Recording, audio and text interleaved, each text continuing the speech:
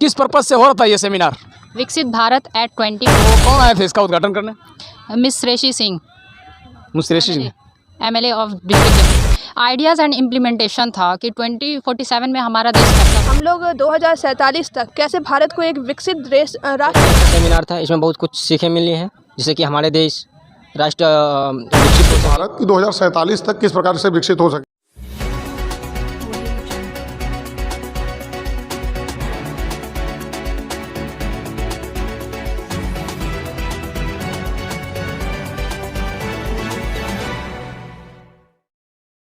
नमस्कार, मैं आपके साथ प्रभात कुमार और इस वक्त मैं मुंगेर यूनिवर्सिटी के KKM कॉलेज जमुई में मौजूद हूँ। जमुई में कुछ सेमिनार चल रहा था जो कि बहुत ही ज़्यादा लोग आए थे और कुछ विद्यार्थी लोग भी वहाँ अपना स्टेज पे दिखा रहे थे। किस पर्पज़ से हो रहा था ये सेमिनार? विकसित भारत एट 2047। आपका क्या नाम है? तहसीन कौसैन। तो क्या दिन से प्रोग्राम चल रहा था? ये 3 दिन से प्रोग्राम चल रहा है। 3 दिन से प्रोग्राम चल रहा था जी।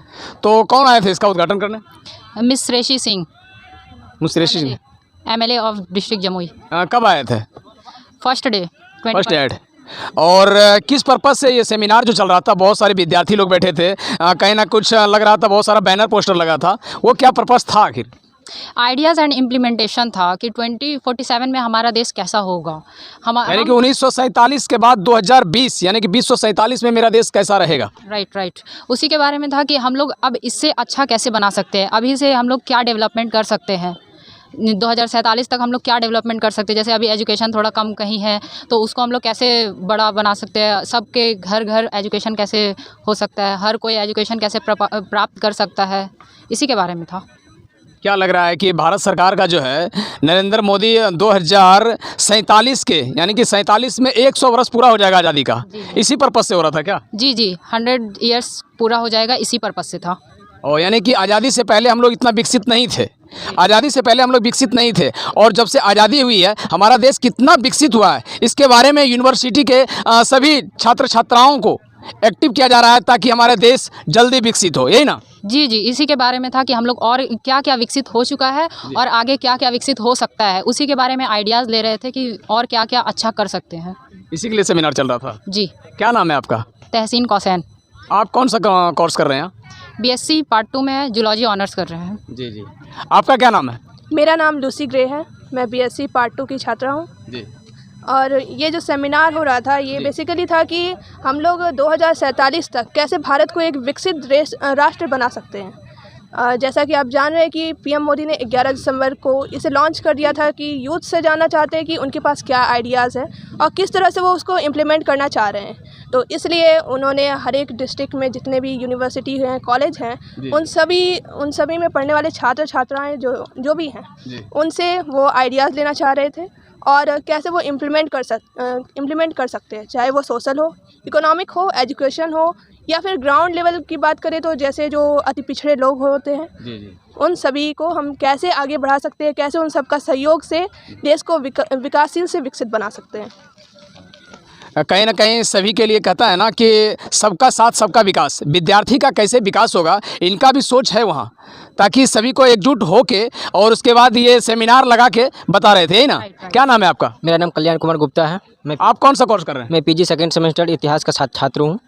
कैसा लग रहा है जो सेमिनार चला 2047 के लिए? बहुत ही अच्छा सेमिनार था। इसमें बहुत कुछ सीखें मिली हैं, जिससे कि हमारे देश राष्ट्र विकसित हो सके। जी। विकसित होने के लिए हमारे देश में बहुत सारी ऐसी व्यवस्थाएं जो कि अभी यहाँ पे लागू भी नहीं हैं।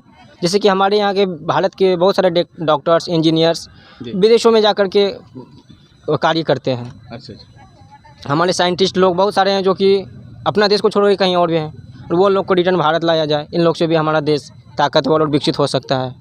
कहीं ना कहीं 100 साल जो पूरा होगा 2047 उसके लिए दिखा रहे हैं कि कितना हमारा देश विकसित हुआ। और आप देखते रहिए इस प्रकार से न्यूज हम आपको दिखाते रहें। आज तक के लिए बस जय हिंद। नमस्कार सर, आज जो ये चल रहा था सर यहाँ नेशनल सेमिनार सर, तो मैं चाहूँगा sir, I am sorry sir, मैं आपका स्टूडेंट रह चुका हूँ लेकिन आज से मैं कुछ आपसे सवाल करना चाह रहा हूँ सर। आज जो जिस पर्पज़ से ये देख रहे हैं नेशनल सेमिनार सर, तो किस पर्पज़ से मनाया जा रहा था सर? देखिए, नेशनल सेमिनार या राष्ट्रीय संगोष्ठी ये जितने भी शिक्षा संस्थान हैं, उच्च शिक्षा संस्थान, हायर एजुकेशन, उन सब में कराया जाता है। ये रिसर्च या शोध की प्रोन्नति के लिए कराया जाता है। स्टूडेंट्स को शोध के विषय पर सीखने के लिए, जानने के लिए, समझने के लिए कराया जाता है। तो ये आज जो समापन हुआ है, ये वेलेक्ट्री सेशन था। ये 3 दिवसीय राष्ट्रीय संगोष्ठी था और राष्ट्रीय संगोष्ठी का विषय हमारा यही था, विकसित भारत 2047 आइडियाज़ एंड इम्प्लीमेंटेशन। ठीक है, विकसित भारत जी, विकसित भारत की 2047 तक किस प्रकार से विकसित हो सकेगा, उस पर अपने रिसर्चेज वगैरह लाए। तो नेशनल सेमिनार में सभी विद्यार्थियों को मौका दिया जाता है जो उसमें पार्टिसिपेट किए हों, रजिस्ट्रेशन करना होता है। ये सीखने सिखाने की प्रक्रिया है, ये शोधार्थियों के लिए होता है और ये प्रोफेसर्स के लिए होता है। इसमें प्रोफेसर्स भी आते हैं दूर दराज से। तो ये नेशनल लेवल का था, इसमें कम से कम 6-7 स्टेट के बाहर के लोगों ने भाग लिया था। जी, ये मुंगेर यूनिवर्सिटी में चल रहा है या कि हर यूनिवर्सिटी में ऐसा लागू होगा सर? नहीं, ये लागू नहीं होता है, ये लागू है यूजीसी के द्वारा ही। यूजीसी के द्वारा यूजीसी के द्वारा ये नियम है, ये कराना चाहिए, हर इंस्टीट्यूट कराता है। अगर आप BHU, DU, JNU, अलीगढ़ मुस्लिम यूनिवर्सिटी, जामिया मिलिया, ये सब के बारे में देखेंगे, IITs के बारे में देखेंगे, तो वहाँ तो हर महीने होते रहते हैं। डिफरेंट डिपार्टमेंट में पता चला कि 2-3 दिन का यहाँ हो रहा है, 2 दिन बाद वहाँ हो रहा है बगल में। ये कराना ही है, ये हायर एजुकेशन में इसे विद्यार्थियों को सीखने के लिए, शिक्षकों में एक समन्वयन के लिए, रिसर्च के डेवलपमेंट के लिए ये कराना ही चाहिए। तो ये हम लोगों का सौभाग्य रहा कि इतने सालों बाद हम लोगों ने यहाँ पे यह शुरू कराया। ठीक, और इसे संपन्न कराया। आगे और भी नेशनल सेमिनार होंगे, आगे और होगा। और हमारे सर हैं एक, जो कि सर क्या नाम है सर आपका? Sir doctor Deepak Kumar. किस पर्पज़ से लग रहा है सर? विद्यार्थी तो बहुत यहाँ जमा हुआ था। हाँ, पर्पस तो जैसा बता रहे थे सर। जी जी। मैं बेसिकली विज्ञान का छात्र हूँ, जूलॉजी का असिस्टेंट प्रोफेसर हूँ। तो इसमें जो अलग अलग लेवल पे, जैसे पीजी लेवल के ऊपर की ही बात होती है जब सेमिनार की बात करते हैं, ठीक है ना। तो जो पीजी के या पीएचडी के बच्चे होते हैं तो वो शोध करते हैं, रिसर्च करते हैं।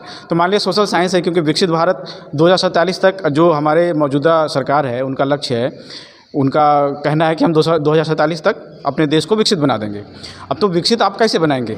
1947 के बाद तो विकसित कुछ हुआ ही है, लेकिन 2047 तक में और विकसित कर देना। हाँ, विकसित मतलब अभी अपना देश जो है विकासशील कहलाता है। जी जी। अभी अपना देश विकासशील कहलाता है, हम अपने देश को विकसित कहलाना चाहते हैं। तो 2047 में ऐसा, अभी जैसे आज से लेकर के जितना समय है हमारे पास, हम कौन सी चीज़ें करें, जैसे कि सोशल है ना, सामाजिक स्तर पे, वैज्ञानिक स्तर पे, या फिर टेक्नोलॉजी के स्तर पे, या जो अलग अलग स्कीम है जो सरकार चलाती है उसके अवेयरनेस के, फंडिंग के, बहुत सारी चीज़ें हैं, है ना। पर्यावरण को देखने के हिसाब से बच्चों के बीच में एजुकेशन जो है, जो सब लोग पढ़े लिखे इस चीज़ को समझे कि देश विकसित होता है तो क्या होता है।